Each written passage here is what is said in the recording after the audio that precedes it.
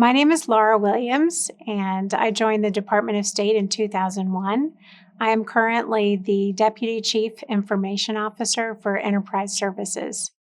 As the DCIO for Enterprise Services, really our job is to keep diplomacy securely connected. That's the North Star for the Bureau of Diplomatic Technology and for our diplomatic technology officers overseas. As the DCIO, my directorate is responsible for providing services to our employees here in Washington and overseas, really the global footprint to coordinate IT services and support for our employees located around the globe. Currently, we have some very specific efforts to improve the way we deliver those services. For example, the way we deliver mobile devices such as phones and laptops, we're doing that in new ways. We're also working really quickly to deliver emerging technologies such as generative AI internal to the Department of State. It's great that our employees and our leaders, the Secretary of State included, have urged us to take advantage of emerging technology and figure out how to apply that within the Department of State. In addition to the enterprise applications that we support, we also develop custom applications for very specific niche department needs. And along those lines, we're standing up a citizen development team so that more employees can get involved in creating solutions through the magic of no and low code software applications. And then we have an identity services team. That team's work is critical to supporting our cybersecurity strategy, but it also helps improve employee experience when it comes to connecting to the IT services that they need. And then finally, I want to give a shout out to our IT Operations Center. That team keeps diplomacy securely connected, even in times of extreme crisis. This weekend, they were helping to ensure that our IT team, our diplomatic technology officers in Dhaka, Bangladesh, had the equipment, the engineering, and the support that they need in order to keep us connected, up and running, and in a secure manner, despite the internet outages and the cell outages that are happening in that country. So I studied international relations in college, and I knew that I wanted to go into a career of public service. But what I didn't know was which agency would I join and what role would I play in one of those agencies. So what I did was I served as a contractor, first for the United States Agency for International Development. I worked in their library. I was on the research and reference staff. Then I worked for the Department of State as a contractor, and that's where I got started with IT. I joined the team that was modernizing the technology at the time. We were in a different embassy every month, replacing their technology. And then finally, I served as a contractor for the U.S. Navy. I was on their submarine team, and we were helping to coordinate testing and evaluation of sonar systems. So, what I learned across these three experiences was that the mission space was for sure right. I knew international relations and public service through the United States federal agencies. But what I learned was I was more technical than I thought I was growing up, right? And so I ultimately decided to come into the U.S. Department of State as a Govy, as a full-time employee through the IT skill code. And throughout my career, it's been a great match to match this technology as a skill with the mission of the Department of State and the diplomatic mission that we serve. My first tour was in Nicosia, Cyprus, and it was an awesome first tour. I remember thinking as I was learning about Cyprus, oh, this, island nation in the Eastern Med, it seemed small to me. But when I arrived, I realized quickly that it was a much larger mission than I had expected. There, we have not only the United States Department of State present, but you have lots of other agencies present. Because of Cyprus's strategic location in between Europe, the Middle East, and Africa. It's a great place for agencies to base their employees and regionally support. So I really learned the full suite of the IT craft. It was a great team. I learned from our locally employed staff how to do so much of our work. I learned what I would have at the time called like more of our legacy telecommunications operations. I learned how the radio networks worked, how to support the telephone networks. And of course, the value that I brought was the network administration. That was new technology, new at the time, right? That was 23 years ago. And at the time, Secretary Powell, Colin Powell was our Secretary of State, and he had a mandate for us to put the internet on the desktop at every embassy around the world. Nicosia, Cyprus was the first embassy to do that. I mean, thinking back on that now, it's sort of quaint, but that was cutting edge at the time to not have to walk down the hallway and log on to Netscape, through some common access terminal but to have it right at your desktop at your fingertips. So overseas, I've also been posted to our embassy in Algeria, our embassy in Italy, our embassy in Mexico. And then I've also served in quite a number of bureaus domestically. Of course, I've served multiple assignments in our Diplomatic Technology Bureau. But I've also stepped outside of what may be a traditional path for IT professionals. I served as a recruiter. That passion has stayed with me. I have served on the 7th floor in the Secretary of State's Operations Center, where I further honed my crisis management skills. I have served at the Foreign Service Institute, that's our schoolhouse, where I helped shape the training for not only technologists, but data analytics for diplomats. And I've served in the Bureau of uh, Cyberspace and Digital Policy. When I got there, it was a team that was inside the Economic and Business Bureau, but as part of the Secretary's modernization agenda for foreign policy, we realized we needed to bring the cyber policy and the telecommunication policies team together. And it was an awesome opportunity to help be a part of the team that formed the Cyberspace and Digital Policy Bureau. And then finally, I've also served in the Center for Analytics. I'm a bit of a data nerd, and that was an awesome assignment. But it's true to say that my home bureau is the Bureau of Diplomatic Technology. My most memorable and fulfilling experiences in the Foreign Service, I'm going to have to give you a two-part answer. I just can't give you one. There's two flavors. One flavor has to do with supporting American citizens in their time of need. I've been in several situations overseas where I've been part of a team that has helped American citizens get out of harm's way and back to the United States. One example really happened early on in my career. In 2006, the Department of State, along with the Department of Defense, helped 15,000 American citizens evacuate from Lebanon, first to Cyprus and then back to the United States.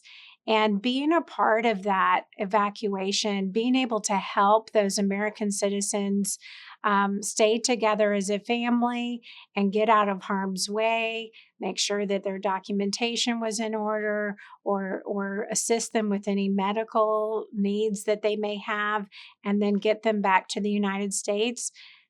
There's nothing better than that. There's nothing better than helping folks in their time of need. And it really did shape some of my choices moving forward. Some of the assignments that I sought were to make sure that I could be in that situation again.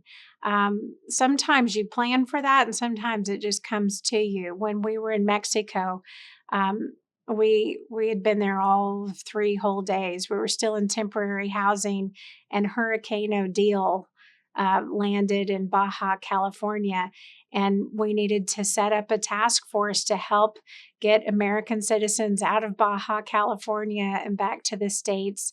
And I had just come out of a tour in the Operations Center. So I said, well, I can help with that, right? Those are really powerful experiences. And then the other flavor are times when I've been part of a team that has helped folks. Are folks that we're targeting for capacity building. For example, there's this great initiative to help women entrepreneurs grow their business. And there is still a program called Tech Camps where we teach them how to use no or low cost technology in order to grow their businesses. And being a part of those capacity building programs, seeing the women, of whom had never really had much experience with technology, understand how they could use the power of the internet to grow their business. That's what our mission is all about: prosperity for everyone, right? And those are the aspects that make this career so unique and so rewarding. The best part of being an IT professional in the Foreign Service is, as an IT pro, you show up with skills that people want to have on their team, right? I mean, just like in any organization, right? The IT folks are typically the heroes. They're the ones with the smarts that can figure out how we're going to apply technology to solve some of our toughest, gnarliest problems. So you're coming in, with a head start. You've got the skills that people need.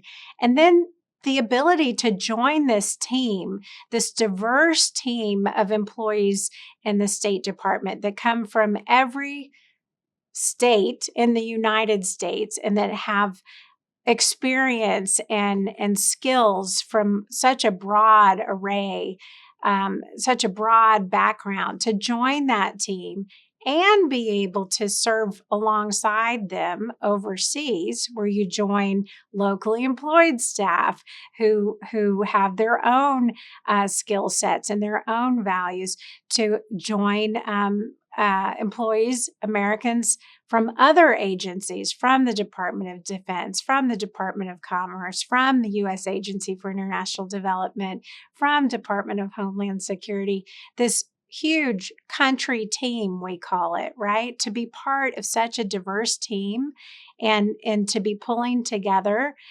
for, the purpose of increasing American influence overseas. It's an awesome feeling. It's an awesome way to serve the public through this grand adventure. It's really great. It's a really great adventure. And, to bring your family alongside you while you're doing that, bonus, right?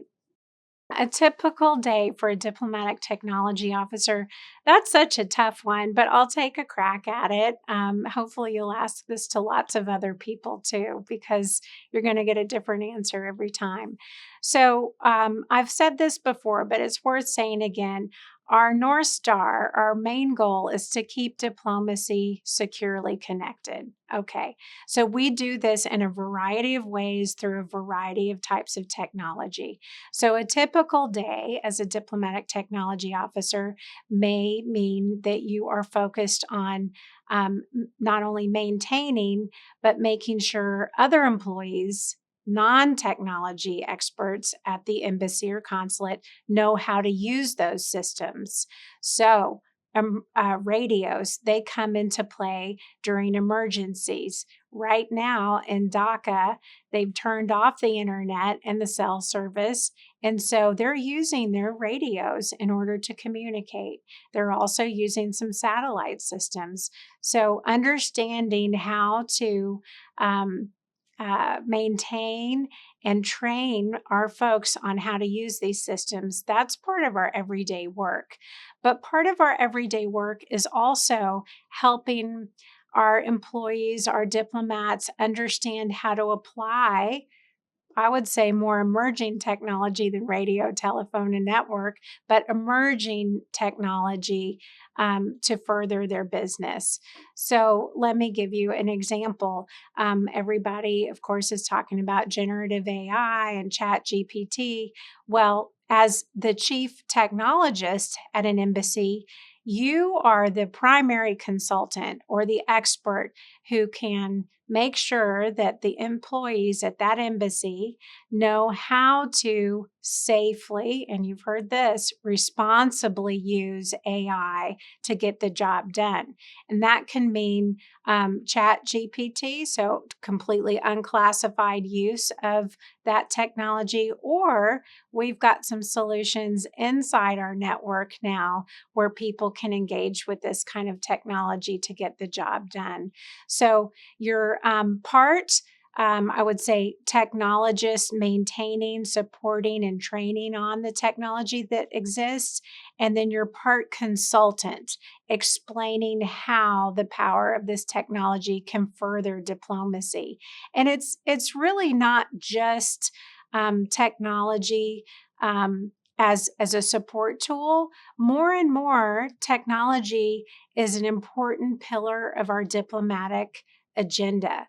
So when our economic and political officers are going to the host nation, their counterparts, to talk about what it means to support an open and reliable internet, those conversations get technical pretty fast. This is a new opportunity for those economic and political officers to partner with the technologists in their embassy to say, hey, can you come with me to the Ministry of Telecommunications? Or, hey, can you explain to me how spectrum works? Or the technical aspects of open radio access networks? I know this is an important part of our diplomatic agenda, but it's really technical. Can you help me out? Same thing with all the cyber policy. More and more, our partner nations are looking to the United States for help on how to secure either their nation's networks or even partner to figure out how the vendor and private companies in their nation can be cyber secure. There's too large of a cost to pay if they're not. So, there's no typical answer. There's no typical day. The good news is there's really a space for everyone who's interested in serving. They're going to find how they fit in. We need folks that are supporting sort of below the waterline, right? The technical support. And we need folks too who are willing to go a little more in front of the waterline and help be a diplomatic technologist in new ways. So it's an exciting space to get into. So, you're interested, you're thinking of applying for the FATE Fellowship. Go for it, is the first thing. You got to go for it. You have nothing to lose. But let's talk about some tactics on how to make yourself really competitive and how to work through that very intense application process. If you don't already know about it, let me share with you this methodology. It comes up mostly when folks are talking about interview prep, but it also applies to structuring your essay responses or talking about your experiences and how that they might add value to this career. It's called the STAR methodology. So STAR is an acronym, and S stands for situation. Also can think about it as a challenge. T is task. A is action, and R is result. Anytime you're being asked a question about your experience and how that experience adds value to the situation at hand, think about using the STAR methodology. So you were part of a situation or a challenge. What did you do? Who did you partner with? What task did you do in order to prepare to overcome that challenge? What actions did you take together as a team, and what was the result? Sometimes people forget to talk about the impact. It's the most important part. What was the outcome? So we're always getting at your experience, your knowledge, your insights, your perspective. You want to share that, but you want to share them in context to a challenge, one that's relevant, one that you might think is relevant to either the question being asked of you or this job that you're applying for. And then how you used your skills, abilities, experience in order to coordinate a team or address the challenge. How did you do it? And don't forget, you got to say, and here's the impact it made. Here was the result. Here was the outcome. Here's how all that came together to make a difference.